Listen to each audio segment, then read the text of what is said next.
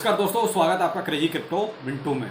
आकाशा network यानी कि अच्छा खासा आज आधे घंटे के अंदर 80% से ज़्यादा बढ़ गया और आपका पेपे कहीं ना कहीं कॉइन बेस में फिर आज इसको हवा दे दी, ये भी उन्हें लगा। बाइनेंस को लेके कुछ नेगेटिव न्यूज़ें निकल रही हैं अलग अलग कंट्री से, कुछ रूल्स एंड रेगुलेशंस को लेके, वो भी आपको बताते हैं और मार्केट में क्या चल रहा है वो भी सारी चीज़ों को कवर करते हैं। अच्छा लगे तो लाइक सब्सक्राइब जरूर कीजिए। पहले कुछ देखिए, जो बड़ा प्लेटफॉर्म है उसी की न्यूज़ ले लेते हैं, वो है बाइनेंस।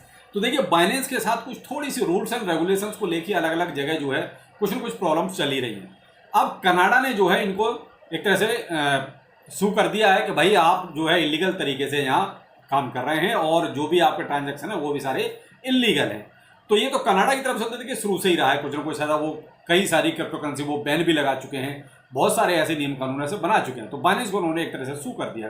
तो ये भी देखा जाए तो बाइनेंस के लिए थोड़ा सा एक नेगेटिव न्यूज है। लेकिन इससे और भी एक और नेगेटिव न्यूज है, वो है आपकी देखिए फिलीपींस को लेके।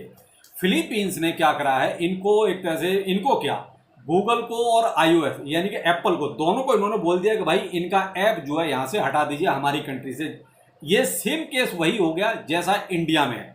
यानी इंडिया ने जिस तरीके से गूगल प्ले स्टोर से भी और आपका iOS एप्पल स्टोर से भी आपका दोनों चीज़ों से URL बनाकर सारे ब्लॉक करा दिए हैं, आपको वहाँ कोई प्लेटफॉर्म मिल ही नहीं रहा है। उसी तरीके से फिलीपींस ने भी ये चीज़ें अपने यहाँ लागू कर दी हैं।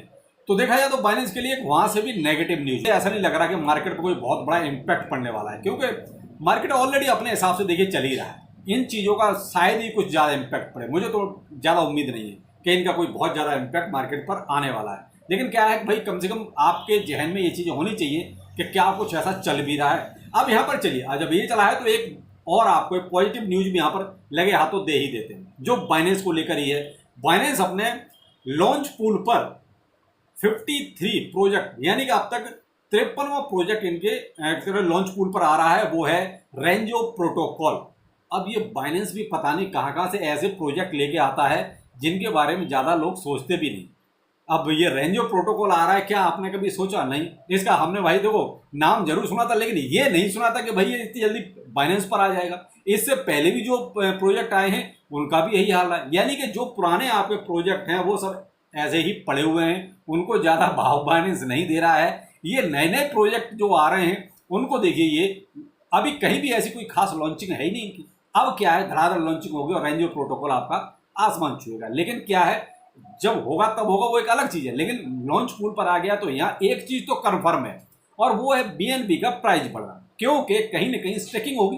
भाई आपको BNB और FDUSD का स्टेकिंग करना ही करना है, और स्टेकिंग पीरियड में कहीं ना कहीं BNB का प्राइस बढ़ता है। तो ये डेफिनेट है, ये कंफर्म हो जाता है कि साहब BNB का प्राइस आज से ही आपका बढ़ना शुरू हो चुका है। और ये मैं देखिए आपको 2 घंटे पहले अपने ट्विटर हैंडल पर इसका अपडेट दे चुका हूँ। यहाँ फिलीपींस का जो था केस, वो भी मैं आपको अपने ट्विटर पर देखिए पहले ही सारी चीज़ें प्रोवाइड करा चुका हूँ। तो देखिए इसीलिए मैंने कहा कि भाई ट्विटर पे एक तरह से आप आ जाइए, वो ज़्यादा बेहतर रहेगा। तो ट्विटर पे आपको हैंड टू हैंड सारी चीज़ें मिल ही जाती हैं। तो ये बाइनेंस को लेके नेगेटिव और पॉजिटिव दोनों चीज़ें हो गई। तो भाई एक बार रेंजो प्रोटोकॉल को आप देख सकते हैं, अगर आपको कहीं मिलता है तो ले लीजिए, नहीं तो भाई देखिए आपको स्टेकिंग से कुछ ना कुछ तो हासिल यहाँ हो ही जाना है, जो आपका रिवार्ड पूल मिलेगा उसको। तो आप थोड़ा सा बाइनेंस पे ही इसको रेंजो प्रोटोकॉल के बारे में सोच सकते हैं। अब आते हैं पेपे पर कि पेपे में आज ऐसा क्या हुआ। तो देखिए जैसे ही पेपे पर ये न्यूज निकली, अब न्यूज क्या थी, देखिए कॉइनबेस पर ऑलरेडी लिस्टेड है, लेकिन फ्यूचर में इसको आज ही शामिल किया गया, यानी फ्यूचर में इसको आज ही लिस्टिंग दी गई। और उस टाइम इसका प्राइस लगभग वही 5x0 और 6.9 के आसपास चल रहा था, जब मैंने आपको ये अपडेट अपने ट्विटर हैंडल पर प्रोवाइड कराया। उसके बाद मैंने इसको फिर से अपडेट किया, अपने ही ट्वीट को फिर दोबारा से अपडेट किया, और उसके साथ कुछ प्राइस लिस्ट वगैरह इसकी शामिल करके उसको दोबारा से पब्लिश किया। उस टाइम इसका प्राइस था लगभग 70 के आसपास, और जब मैं वीडियो बना रहा हूँ उस टाइम इसका प्राइस पहुंच गया है लगभग 712 की सीरीज में। यानी कि धीरे धीरे ये अपना इंक्रीज करता जा रहा है। तो देखिए आजकल हो ऐसा कुछ रहा है कि जो भी किसी के साथ अगर कोई ऐसी न्यूज आ जाती है तो उसका प्राइस अपने आप ही मार्केट से थोड़ा सा अलग चलने लगता है। और पेपे में तो देखिए ऑलरेडी पहले से ही आप देख रहे हैं कि ये एक ऐसा प्रोजेक्ट है जिसको हाथों हाथ लोगों ने लिया, और हाथों हाथ लोगों ने अच्छा खासा पैसा भी बनाया, और अभी भी ये पैसा पूरा बना के दे रहा है लोगों को।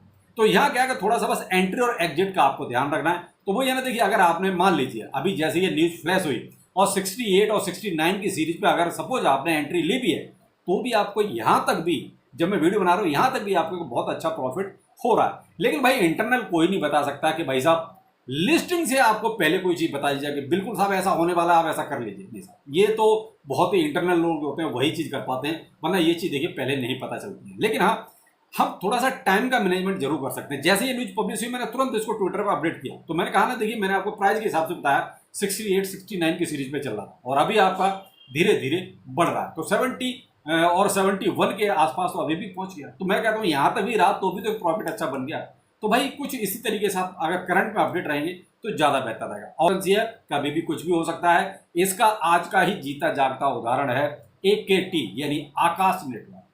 आकाश नेटवर्क आज इसमें ऐसा क्या हुआ, तो मैंने आपसे लगभग ये मान लीजिए 6 से 7 घंटे पहले आपको ये अपडेट दिया था ट्विटर पर, और उस टाइम इसका प्राइस एक तरह से अप होना शुरू हो गया था, अप हो भी गया था, ये मान लीजिए लगभग $1 के आसपास तो और ऊपर चला गया था। यानी जो प्राइस इसका चल रहा था लगभग $4 के आसपास, और ये 5.5 के आसपास तो पहुंच गया था मेरे अपडेट देते देते भी।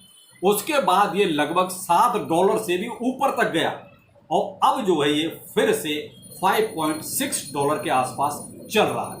तो ये है आकाश नेटवर्क। आखिर इसमें कैसा ये सब हुआ क्या? केवल और केवल जो साउथ कोरियन एक्सचेंज है अपबिट, उस पर इसकी एक्सचेंज लिस्टिंग की न्यूज़ निकली और बस स्काई रॉकेट हो गया इसका प्राइस। अब एक्सचेंज लिस्टिंग देखिए भाई, पहले कोई नहीं बता सकता कि क्या और कहाँ और कैसे, कोई नहीं बता सकता। ये तो वो है कि भाई अगर ये प्रोजेक्ट आपके पास अगर पहले से होगा तो यहाँ पर आपको एक अच्छा प्रॉफिट जरूर बना होगा। देखिए मैंने तो इसको कभी रिकमेंड नहीं किया। देखिए मैं कोई घुमा फिरा के बात नहीं करता, मैं 2 साल पुराना कोई वीडियो आपको बताऊं, देखो जी मैंने बताया था, नहीं भाई, मैं तो आपको बहुत स्पष्ट बोल रहा हूँ कि आकाश नेटवर्क मैंने कभी रिकमेंड नहीं किया, मेरे पोर्टफोलियो में भी नहीं। अब इससे ज़्यादा मैं क्या हूँ, तो मैंने तो आपको स्थिति बिल्कुल क्लियर कर दी। हाँ ये जरूर था कि जैसे ही मुझे ये चीज़ पता चली उस टाइम भी प्राइस इसका जो है ठीक ठाक उसमें था, उसके बाद ही मैंने कहा ना कि $60 से भी ऊपर गया। तो फिलहाल इसका डाउन ट्रेंड अब चालू हो गया, क्योंकि अचानक से एकदम से इतना अप चला जाना, बस उसके बाद फिर नीचे तो आना ही बनता है। दूसरा, ये साउथ कोरियन जो एक्सचेंज है अपबिट, इस काम में बहुत ही माहिर है। यानी कि जैसे बाइनेंस पर स्काई रॉकेट होता है किसी का प्राइस, उसी तरीके से अपबिट पर भी इसी तरीके से होता है, क्योंकि वहाँ कुछ लोग ऐसे हैं जो बहुत ज़्यादा सेटिंग करके, यही कहते हैं, बहुत ज़्यादा सेटिंग करके रखते हैं, और ये मान लीजिए अचानक से ही सारा प्राइस को ऊपर नीचे, वहाँ जो है कुछ लोग इस तरह का गेम बहुत आसानी से और बहुत जल्दी खेलते हैं। तो देखिए ये साउथ कोरिया तो वैसे इस मामले में मशहूर है, हर एक चीज़ में आप समझ ही सकते हैं। तो यहाँ देखिए फिलहाल आकाश नेटवर्क में अभी जो होना था वो हो चुका है। फिलहाल देखिए अब तो लोग इसमें प्रॉफिट बुक करेंगे, क्योंकि 4 से सीधा 7 से ऊपर चला जाना यानी $3 बहुत ज़्यादा हो जाता है, कोई कम नहीं होता ये, उसके लिए मार्केट कैप भी उतना ही चाहिए होता है। तो भाई आप आकाश नेटवर्क में फिलहाल तो मैं ये नहीं कहूँगा कि आप कोई भी इसमें एंट्री बनाए। और अब अगर मार्केट में आते तो देखिए मार्केट में तो आपका BTC आपको झूला झुला ही रहा है। अभी भी आपका देखिए 66,400 के आसपास BTC चल रहा है, यानी कि कहाँ से नीचे आया, लगभग 67,200 से नीचे आया। नीचे आपका गया लगभग आप ये बोलिए 65,900 और 850 के आसपास तक ये नीचे भी गया। अब यहाँ से फिर से इसे रिटर्न करना शुरू कर दिया है। तो मेरे भाई फिलहाल BTC का मैंने आपको बहुत कल और परसों दोनों शाम को वीडियो में यही कहा कि लिक्विडेशन पैसा ज़्यादा जो बनता है वो फिलहाल ऊपर बनता है, क्योंकि नीचे मैंने आपको बताया कि बहुत कम पैसा है, इसलिए मार्केट अभी नीचे तो नहीं जाएगा। लेकिन आप ये कहो कि यहाँ से फटाफट जाएगा, ऐसा भी नहीं है। आपको इसी तरीके से धीरे धीरे झूला के ही ले जाएगा। यानी कि अभी जैसे आज कल 67,000 से ऊपर गया, मैं भी हो सकता है आज इसको खींच के 68,000 से ऊपर ले जाए, यानी वही $1,500 धीरे धीरे ऊपर ले जाके आपको ले जाना $71,000 के आसपास तक तो है, 71,200 71,300 इसके आसपास तक तो लेके जाना, अगर मार्केट में कुछ बहुत ज़्यादा करते भूचाल टाइप का ना आया तो। बाकी तो देखिए फिलहाल बियरिश तो कुछ भी नहीं है, ये कहो कि मार्केट बियरिश हो गया, ऐसा नहीं है, ये कहीं ना कहीं पॉजिटिविटी है। लेकिन क्या है कि भाई एक्सचेंजों को और बड़ी बड़ी वेल्स को पैसा तो बनाना है, तो वो फिर आप देखिए रहे कि लिक्विडेशन जहाँ ज़्यादा बनता है उधर कोई मार्केट चलता है। तो फिलहाल तो आप ट्रेंड के लिए ही तैयार रहें, लेकिन ये जो बीच बीच में झूले झुला रहा है उसका जरूर ध्यान रखिएगा। बगैर स्टॉप लॉस के बिल्कुल नहीं चलना मार्केट में। चले तो फिर वो कहते हैं सवारी अपने सामान की खुद ही जिम्मेदार होगी कि जाएगा या बचेगा। तो चलिए फिर मिलते हैं किसी नए अपडेट के साथ। नमस्कार।